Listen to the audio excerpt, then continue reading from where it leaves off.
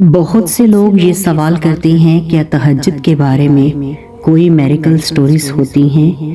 کیا لوگوں کی دعائیں قبول ہوتی ہیں؟ اللہ آپ کی دعاؤں کا جواب کیسے دیتا ہے؟ یا کن لوگوں کی دعائیں تہجد سے قبول نہیں ہوتی؟ جی ہاں، رسول اللہ صلی اللہ علیہ وآلہ وسلم نے فرمایا کہ تہجد کی 2 رکعتیں دنیا اور اس میں موجود تمام چیزوں سے بہتر ہیں۔ تو جہاں تک تہجد کے میریکل سٹوریز کے بارے میں بات ہے تو تہجد میں وظائف 100% کام کرتے ہیں اور معجزے بھی ضرور ہوتے ہیں۔ میں نے جو سیکھا ہے وہ یہ ہے کہ تہجد صرف دعاؤں کو قبول کرنے کے لیے نہیں ہے، یہ اللہ کے ساتھ تعلق قائم کرنے کے بارے میں ہے۔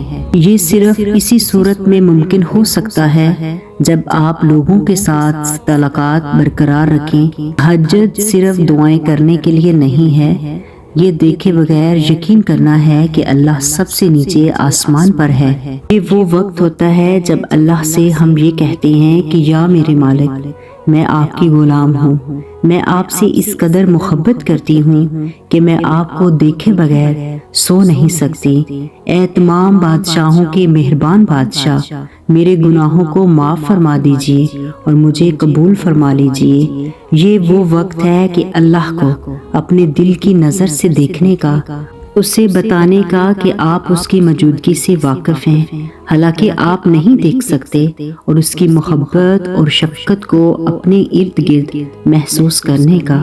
ان لمحات سے لطف اندوز ہوا کریں، اللہ کے ساتھ ہر لمحے کو محسوس کریں، اس کی موجودگی کو محسوس کریں۔ وہ 70 گنا پیار کرنے والا رب کیا آپ کی مانگی ہوئی دعاؤں کو قبول نہیں کرے گا؟ اللہ قرآن میں فرماتا ہے، جو لوگ ایمان لائے اور انہوں نے نیک عمل کیے، اللہ یقیناً ان کو ایسے باغات میں داخل کرے گا کہ جن کے نیچے نہریں بہتی ہوں گی۔ یقیناً اللہ ہر وہ کام کرتا ہے جس کا ارادہ کر لیتا ہے، اور اس کے اختیارات غیر محدود ہیں، اور وہ جو چاہے کر گزرتا ہے۔ تو ذرا تصور کریں کہ اس نے کیا پیدا نہیں کیا، ایک چھوٹی سی خواہش کیا ہے، وہ ضرور اسے عطا کرے گا۔ آپ کا تہجد اسے آپ کا اخلاص ظاہر کرنا ہے، اور آپ اس پر کتنا یقین رکھتے ہیں۔ جب ہم اللہ سے دعا کرتے ہیں تو ہم اپنی ضروریات کے لیے اس سے مدد یا مداخلت کی درخواست کرتے ہیں، ہم ہدایت نہیں مانگ رہے ہوتے۔ اللہ کو کوئی مجبور نہیں کر سکتا، وہ جو چاہے کرتا ہے، اور اسے جو کچھ بھی کرتا ہے ہمارے فائدے کے لیے ہوتا ہے۔ تو لہٰذا جتنا اللہ ہم سے راضی ہوگا اتنا ہی وہ ہمارے لیے ہماری زندگیوں میں بہترین خلق کو فراہم کرے گا۔ یہ کہ ہم واقعی نہیں جانتے کہ ہمارے لیے کیا بہتر ہے، اللہ بہتر جانتا ہے۔ تو تہجد میں مانگی گئی کوئی بھی دعا رد نہیں ہوتی۔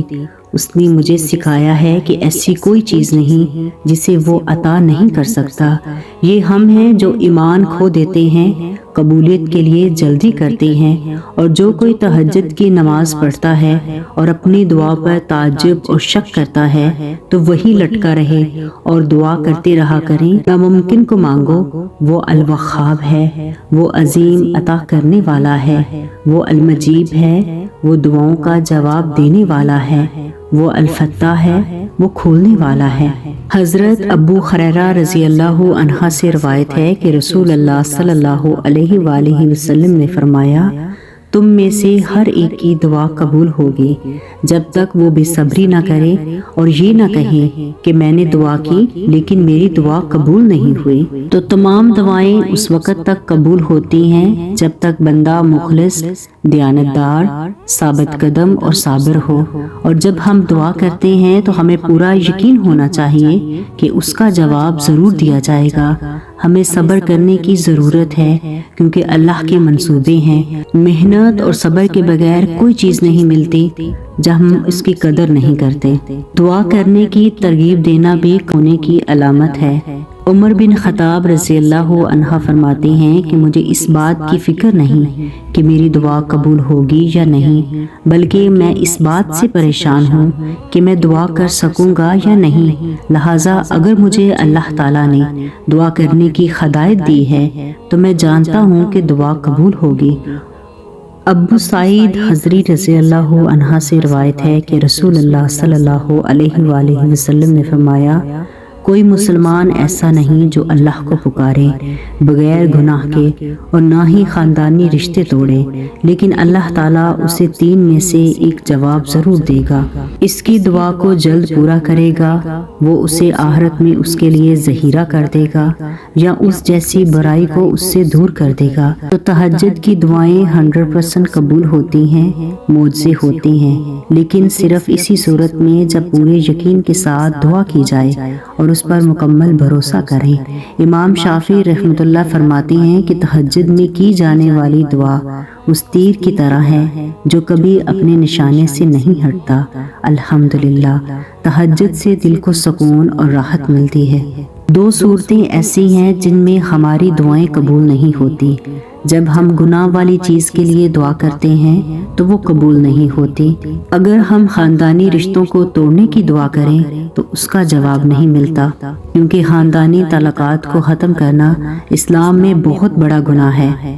تہجد اور وظیفے نے ہمیشہ میرے لیے 100% کام کیا ہے۔ یہ سوال تہجد کے بارے میں ہے تو میں ہر پریشان شخص کو اس کے آزمانے کی مشورہ دوں گی۔ ہمیشہ نتائج سے مطمئن رہی ہوں۔ در حقیقت مجھے بہت ہی بہتر نتائج ملے ہیں۔ یہ ایک معجزے کی طرح ہے۔ شروع میں سوچتی تھی کہ میں اتنی دعائیں اور نیند کیوں قربان کروں یا اپنے جسم کو تکلیف دوں، لیکن اللہ حقیقت میں ہماری جدوجہد کو دیکھتا ہے اور وہ اسے پسند کرتا ہے۔ وہ یہ دیکھنا پسند کرتا ہے کوئی اس پر کتنا یقین رکھتا ہے کہ وہ رات کو اس میٹھی نیند سے اسی بھروسے کے ساتھ اٹھتا ہے نا کہ تہجد نماز سے کچھ حاصل ہوگا۔ تہجد میں معجزے ہونے کے ساتھ ساتھ انسان کی زندگی میں بھی بہت سے اس کے فوائد ہیں۔ یہ اندرونی طاقت دیتی ہے، یہ ذہنی سختی کو ختم کرتی ہے۔ معافی مانگو، یقیناً اللہ سننے والا ہے۔ اگر کوئی چاہتا ہے کہ اس کی تمام دعائیں قبول ہوں تو یہ مانگنے کا ایک بہترین وقت ہے۔ اللہ پاک ہم سب کو نماز تہجد پڑھنے کی توفیق عطا فرمائے تاکہ ہم اللہ سے زیادہ قریب ہو سکیں۔